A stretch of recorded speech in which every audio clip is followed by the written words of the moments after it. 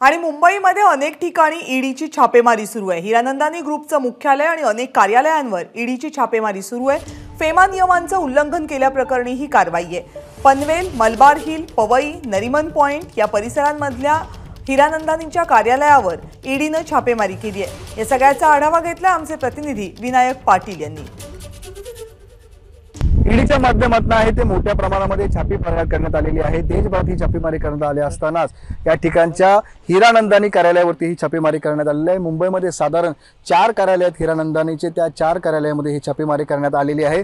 आणि मी सध्या आहे ते पनवेल या ठिकाणच्या मुंबई पुणे एक्सप्रेस हायवेच्या लगत असणाऱ्या हिरानंदानी सिटीमध्ये आहे आणि या सेल्स ऑफिस आहे त्या सेल्स ऑफिसवरती ही कारवाई करण्यात आलेली आहे। साधारण सकाळी 7 वाजता आहे ते ईडीचे ऑफिसर या सेल्स कार्यालयावरती आले होते।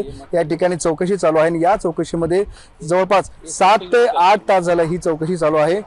याच्यामध्ये कार्यालयातले काही डॉक्युमेंटेशन चौकशी करण्यात येत आहे, कागदपत्र आहे ती ताब्यात घेण्यात आलेले आहे, त्याचबरोबर काही लॅपटॉप वगैरे आहे, इतर साहित्य सुद्धा ताब्यात घेण्यात आलेलं आहे। आणि 8 तास होऊन गेले तरी अद्याप हिरानंदानी कार्यालय जे आहे त्या ठिकाणी ही अद्याप छापेमारी सुरू आहे। त्यामुळे आपण पाहतो की कशा पद्धतीने ईडीने हिरानंदानी या ठिकाणच्या मुंबईच्या आणि पनवेलच्या मिळून 4 कार्यालयावरती या छापेमारी करण्यात आलेली आहे। विनायक पाटील, एबीपी माझा, नवी मुंबई। एबीपी माझा, उघडा डोळे बघा नीट।